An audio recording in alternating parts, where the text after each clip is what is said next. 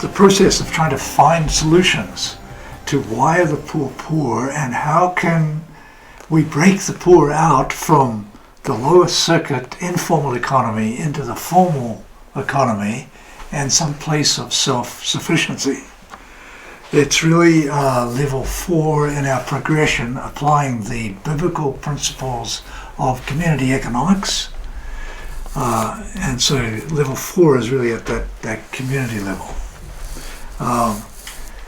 And so we want to look at the idea of an introduction really to business expansion and how we can move people from this lower circuit, from the slum community, the squatter community, the bidonville. How do we move them within the community up to a level of sufficiency? And how do we move them so they can engage with the city in a way that they can survive? And we're looking here not just at how do we help widows or the wives of people. That's microfinance, and it's good, but we need to go one step further. How do we help whole families move out from poverty? Just the background of what we've covered is the question of capitalization. How do people form capital? And we've answered that 7 different ways. The best way is actually migration. So when somebody gets on a boat from Libya and goes across the Mediterranean and lands on the shores of Italy, everyone in the West says that's terrible, but for that African moving up through Libya, he's making a wise decision to survive financially. So migration is one way, to a place where there is excess capital. Secondly, what we've studied has been in savings cooperatives, and we've talked of self-help groups, 2 different types, ASCAs and ROSCAs. Thirdly is education, and many people escape poverty through education. But in the slums where I lived, only 13 teenagers, I guess 13 20-year-olds, out of 14,000 people had actually got degrees. But those degrees enable people to move into the middle class, into the government, into businesses. So that's very, very significant, and we need to form capital by creating schools, Christian schools, every church a school, every school a church. And then there's technology transfer. One of the reasons you can't get good businesses going is just the lack of tools and the lack of technology at the level that technology is operating today. So that's an important factor. And then a sixth one, right, is, I think it's 5th, social capital. Let me start with spiritual capital first, and then look at social capital. Spiritual capital, when a little boy is sitting in the church and the pastor is preaching, and he's speaking of how God has a purpose for every person. And he's telling the stories of David and Moses and how God took them and spoke to them, and Samuel as a little boy. The mind of the little boy sitting there is thinking about what could he be. He begins to envision, and the Holy Spirit begins to impart to him a sense of his dignity, his identity, his destiny. Spirituality is the foundation of capital, not just in terms of that envisioning, but also the healing that it brings to families. When children grow up in a stable family with a perfectionist mother, so a mother that's intent on the children doing right, and that happens when they've been converted, and a gentle yet strong father, they're highly likely to become entrepreneurs. According to research that's been done by McClellan back in the 1960s. So spiritual capital and that celebration in churches, it also creates an environment of families working together, which becomes social capital because they help each other form capital together. And those churches can connect also with middle class churches, and there are other connections to the middle class. So that's another form of social capital that enables people to find new pathways to earn a living. So that's the context. We've talked about that. We will talk about that in greater detail. But the reality is not the dream. So the dream is important. And so it's important to have a goal. But we need to start where we are with what we've got and build what we can. We need to be realistic about where we're at. But what you need to do at this point is stop the video and write down what is your dream. Or if you're working with a group, when you get to that group, part of what you need to do this week is to ask them what is their dream. And there are ways you can do this by having them write it out, or possibly draw out their dream, or possibly just tell a story about what their dream would be. We need to dream to have hope. Because the process of business is not an easy one. So let me go through 7 steps in terms of small business development. Number 1, step 1, learn the biblical basis and the 10 principles of biblical economics. Why do we start businesses? Well, some people are just greedy, so that may be a reason, but the biblical basis is love. We usually go out to get money because we care for our wife and our kids, and we know we have to provide. And that's love. And then as the business develops, we care for our relatives and we bring them in. As it develops further, we have neighbors, we care for them.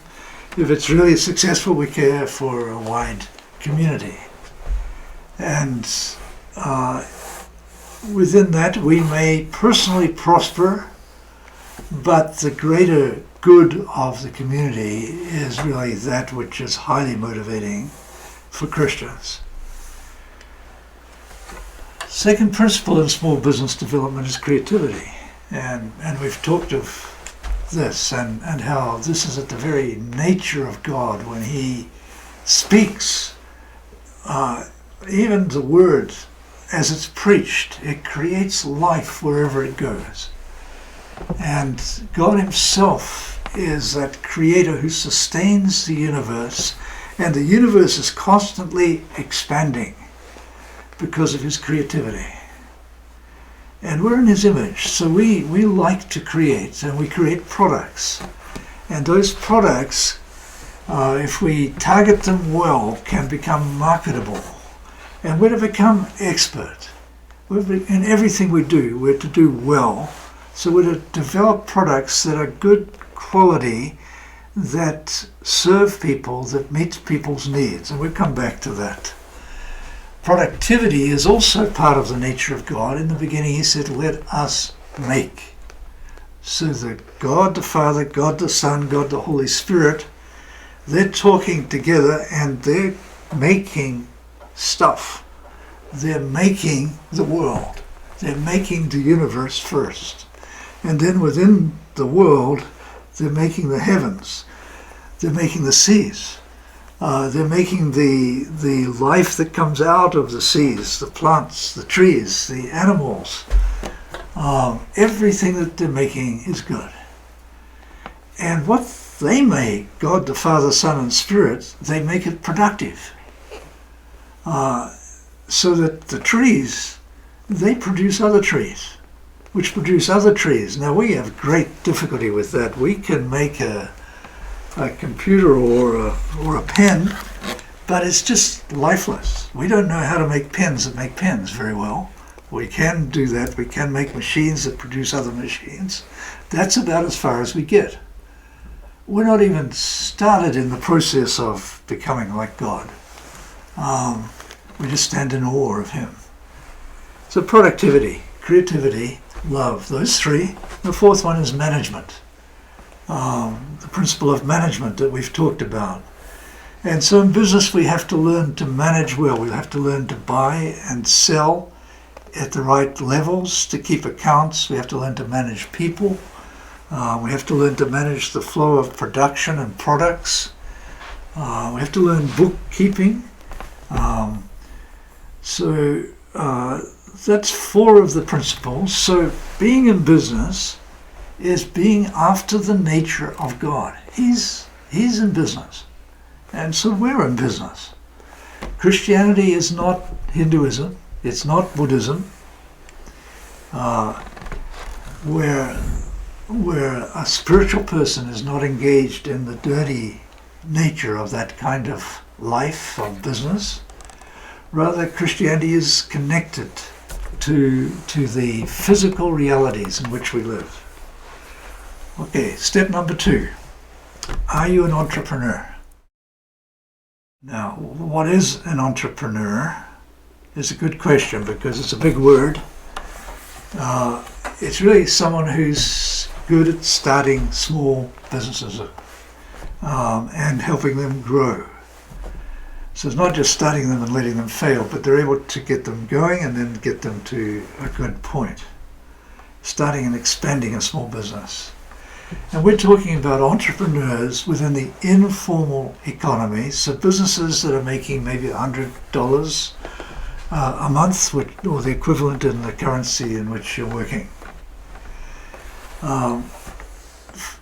It's not good to try and make everybody an entrepreneur. Not everybody is gifted to be an entrepreneur.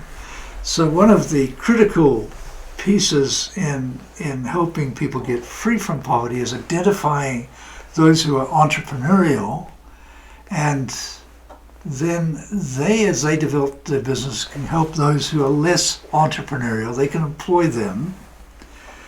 So one of the steps in the process is to screen for entrepreneurs, and you have the PEC analysis, which you can fill out for yourself. And then after watching this video, sometime during this week, I'd like you to take it to 3 entrepreneurs in the community and fill it out with them, which is a great discussion. They'll likely enjoy the process. You can say you're doing it for a course. And begin to experiment with how do you analyze if someone truly is an entrepreneur or a potential entrepreneur. But generally you find entrepreneurs already creating businesses. So their history will tell you something. They may have failed with some, but they're essentially constantly looking to begin. All right, so understand the 10 principles. That's 1. Number 2, discover if you're an entrepreneur. And in the process of doing that, working with the people, clusters of people, asking them to dream, that also will indicate who really are those with a passion, a dream that's worthwhile, which is one of those characteristics. Number 3 is capitalization. So we've talked of capital formation, and so how do you capitalize a business in the slums? And many times people start a business and then they keep doing a business. I have a friend today, she texted me, and for 40 years, she's my sister, 40 years she's run a business down on the streets selling goods, selling the same goods, the same cart, the same place. Recently she was elevated to leadership in a community, but then as the COVID emergencies died down, she's gone back to selling the same, and never quite makes enough for the family to move up out of poverty. So some people can get that level of capitalization, but a better way is if people put their money together. So we've looked at the idea of self-help groups, and the way that by a cluster of people committing into a ROSCA or an ASCA, a rotating savings group or an accumulating savings group, then capital can be formed. There's also the idea out there of seed projects where external capital can be given for a good project. And this is how I began, with people asking people to come, and they had to have a simple project proposal. And this doesn't have to be complicated, but it has to demonstrate an idea that will work. And the people in the community, they can evaluate ideas, and they can tell you what works and what doesn't work. So I remember I got given some money, we gave it to the church. They discussed together, and they said anybody could come with a proposal for 300 pesos. And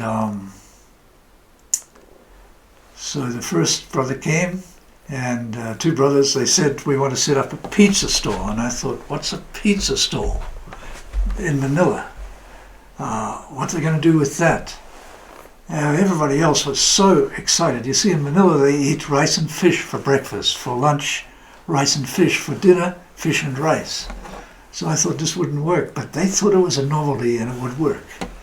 So they asked them, well, where will you put your stall? They said, we've already booked a place on Araneta Avenue. We've already paid off the police.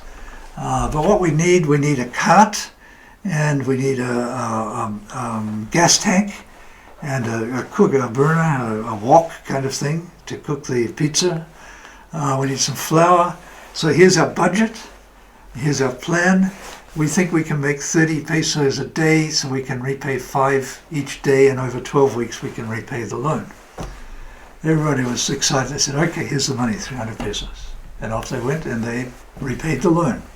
And two families began to come out of poverty. And then the next woman came, and she couldn't really read. And the proposal didn't really make sense, but when she described it, everybody understood what she was saying, and it made sense to them. So that year, out of 20 loans that were given, 18 were repaid. And the people, those families, were coming up out of poverty. So this is the idea of a cooperative fund with seed projects that help people get started, and seeds then can grow. All right, so that's the third step we want to talk about. The fourth is exploring local markets. So we'll look at mapping and the movement of goods in and out of the community, and analysis of needs in the community. And what's the next step? There's always this question, what's the next step? And moving sideways. And then number 5 is we'll look at developing a business plan, a budget, cash flow, balance sheet, as I've just been talking. And then the idea of getting training in some skills of production, and the issues of human capital. All right, so we're into step 1. Step 2 is identify the entrepreneurs. So take a break and fill out your PEC analysis and write down your dream. And then come back and we'll look at step 3.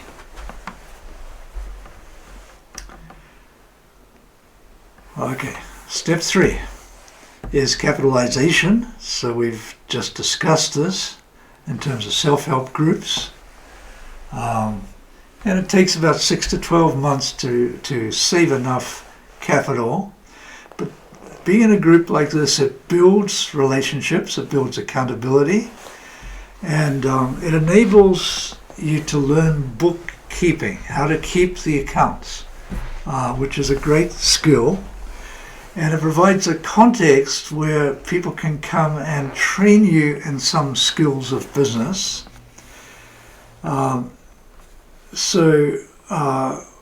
We've covered this in an earlier lesson.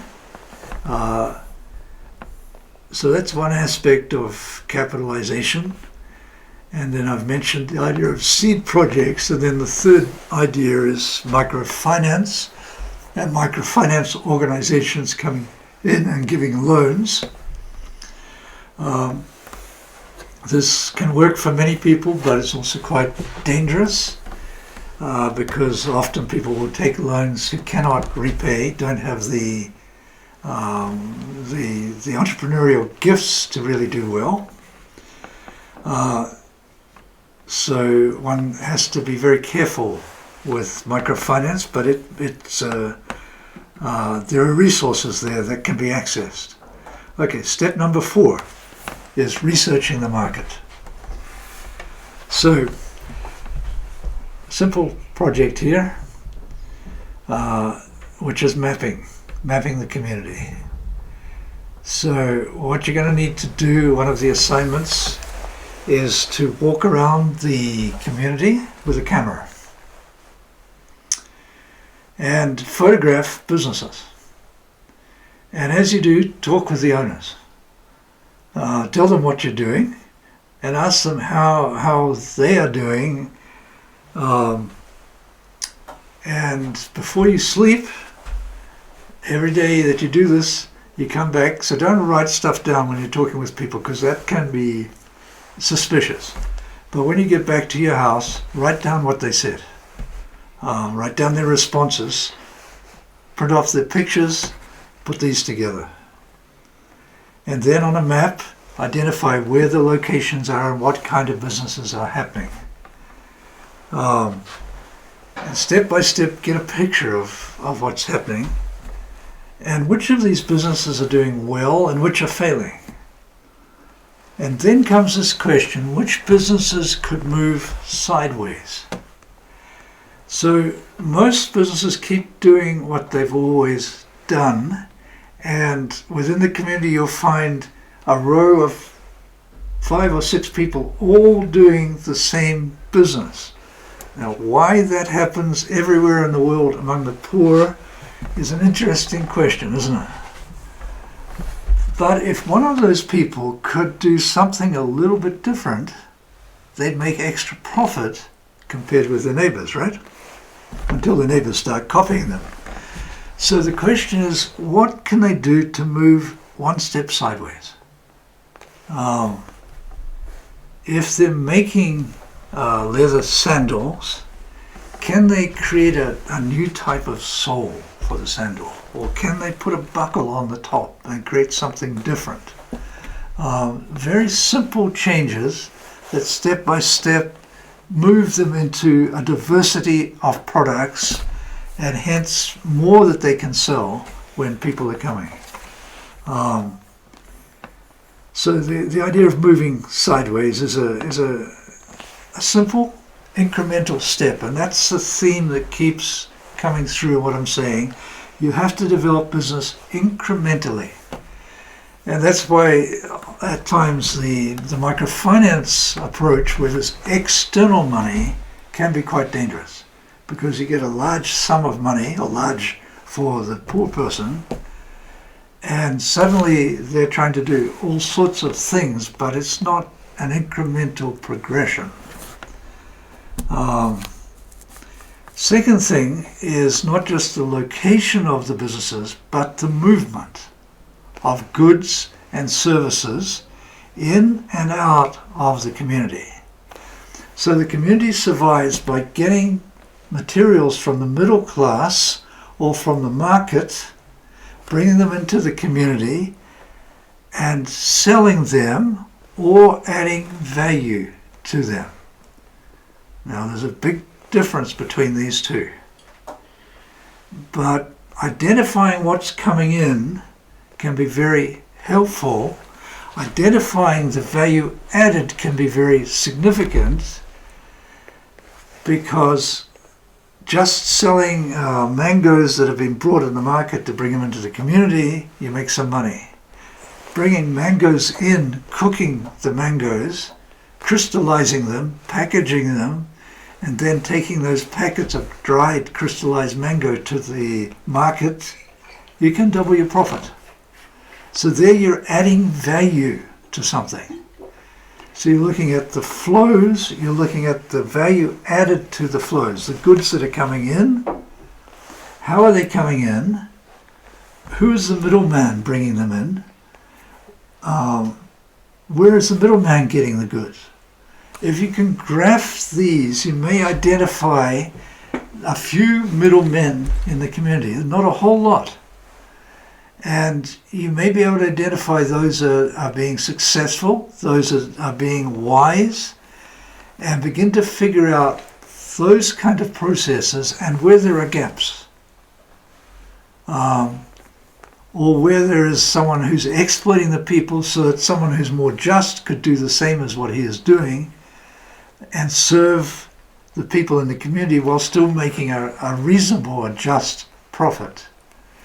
So that analysis is important. Along with it is an analysis of the transportation, the transporters. So who's bringing in the water?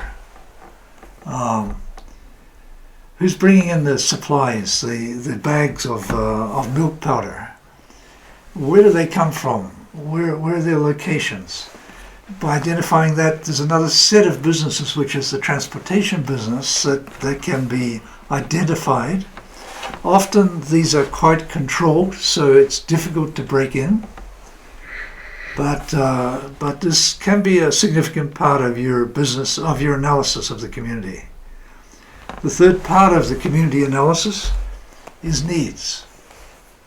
Needs analysis.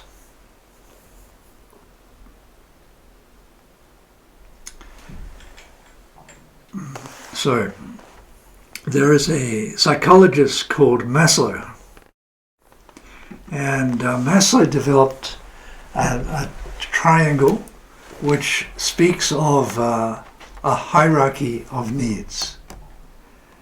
And his ideas have been used in many places and seem to be reasonably accurate.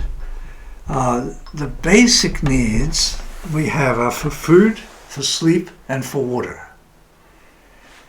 Before we can do anything else, we have to have those needs met, right? So the biological and the physiological needs we have. Then if we've got a place and we've got some food, we've got some water, our next level of needs have to do with security. Being able to maintain our health, being able to find some income, some finances, some degree of safety. So these are basic needs. If those needs are met, then we move up to the psychological needs, the need for friendship, for family, for intimacy, for love, for belonging. And even more than that, there's another level of respect and status. So he calls these esteem needs. We need to be respected. And self-esteem is very important. If that's met, then he has a term for a higher level yet, which is self-actualization. I think in Christian terminology we'd speak of it more as maturity, because this really is a dimension where we work with the Holy Spirit, where we can really do what we want to do in life, what we need to do before the Lord. And that's sometimes called self-fulfillment, but as Christians I think we talk a bit more of being able to fully pursue what God has for us. With those dynamics in the community, we can figure out what level is the community at. Is it just meeting basic needs? Is it dealing with the safety needs? So the basic needs for food, if they're not met, then somebody has to provide food. And sleep and water if you don't have a house. So just providing some form of protection from the weather That's an important level, and these levels of needs come first. So is your community just at that point? And often a new slum will be at that point, the first 5 years. But after 25 years, those needs will be met. So now people are operating at a different level in terms of their need for family, for relationships, for respect, for status. So there's more structure coming into the community. The issues of esteem and so on are there.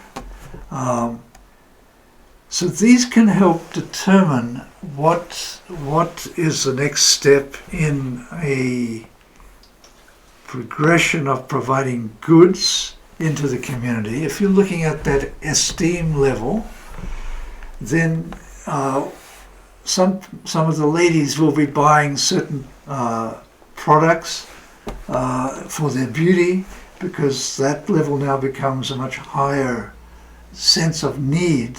Now that they have their house, they have their family. Now they're looking for certain status, so certain clothing begins to become more important. Sometimes the building, so they've built the house, but then somebody builds a 6-story house. So having said all of that, at the basic level you've got 3 things: food, clothing, and shelter. And you have to ask, what are the entrepreneurial opportunities in the lower circuit to provide each of these 3 goods? So I want you to pause the video at this point and write down ideas that come to your mind in terms of food products and how value can be added to them, in terms of clothing, and in terms of housing supplies. So pause and take a minute to consider this. Having made that observation for yourself, here's some answers that I've had from people. One place they spoke of making spaghetti, because that's often a common meal, or noodles in Asia. Packaging dried fruits and nuts and then marketing those. So you're adding value by putting it in little packages. So you get at the market, you get a large amount, you put it in small packages, you go out and market it. Clothing and value added. So adding some embroidery to some clothing. Housing, roofing sheets. So first people just put plywood for roof, but then you really need something that will keep the rain out. So who sets up the supply of roofing materials? The galvanized iron, usually. Where do people get nails from, or concrete, so that they can put in their posts? Where do they buy this? So this is a higher level, but that's the kind of thing that can be done. So you can keep adding to your list here, right?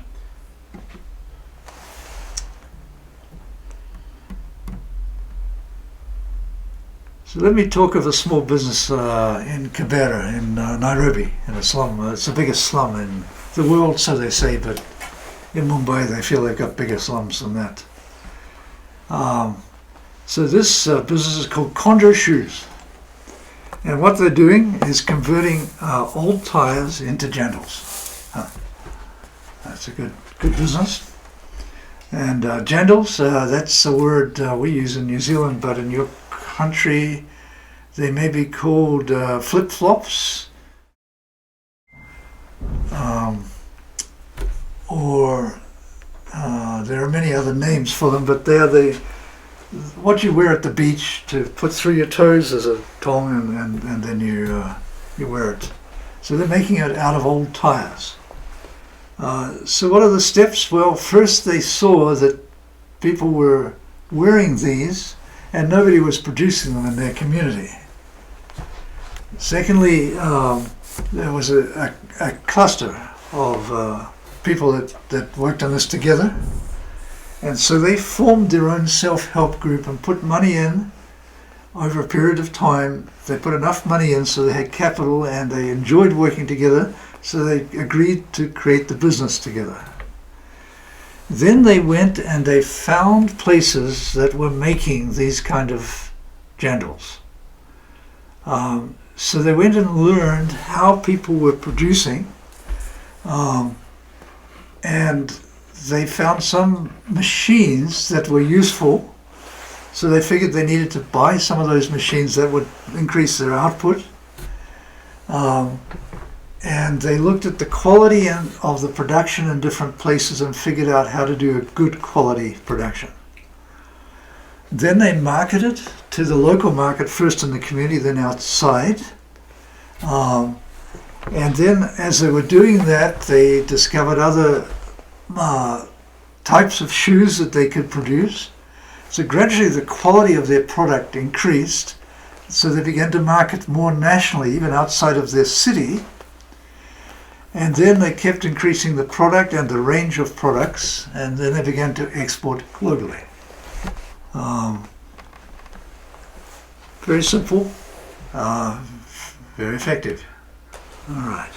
So we're talking of entrepreneurship, we're talking of meeting needs and connecting to the market. So everything begins with the market.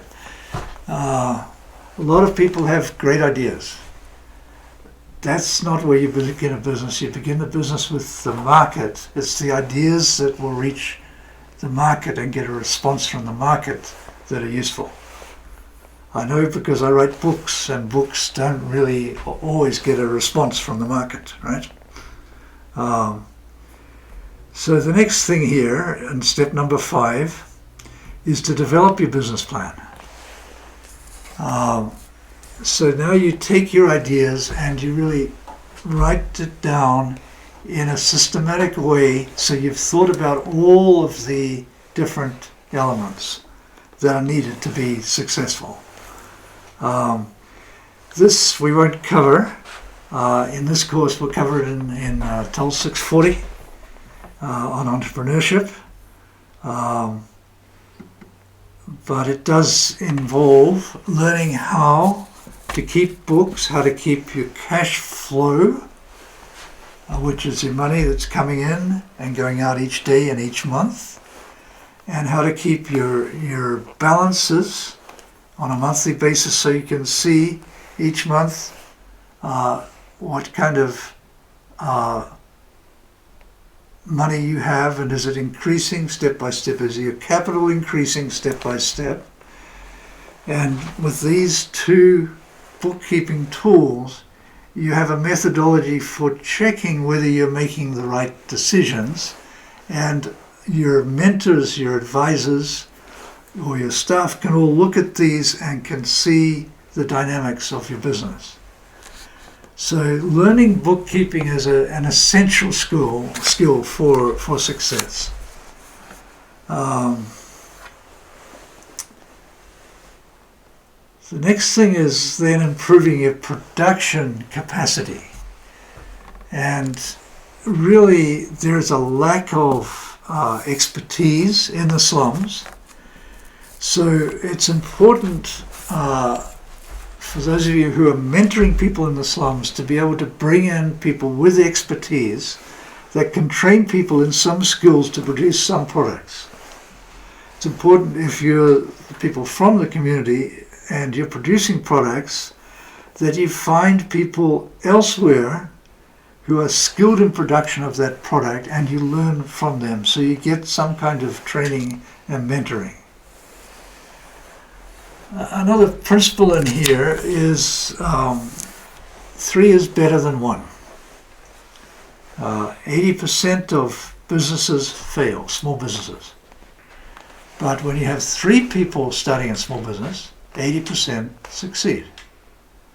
So you start with 3 people, or 3 different people. One person maybe the ideas person, one person maybe the bookkeeping person, the finances person, one person maybe the production person. So 3 different roles.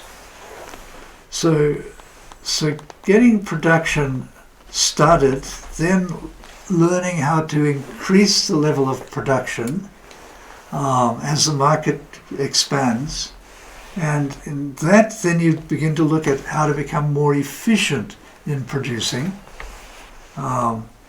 These are all steps for an entrepreneur. And along with that, you have to look at the issue of personnel. So I've mentioned that 3 are better than 1, but then how do you divide the profits between you? That's an interesting one. Does 1 person own it? Do 3 people own it? You have to legally set up your structure. Make sure it's thought through together. As long as it's thought through, then you can deal with disputes. If you haven't thought it through, then you get a lot of tensions within a business. So pause the video at this point and write down who could work with you in the development of this business. Or if you're training others, then as you're going out, talk with them about who they could work with in the development of their businesses.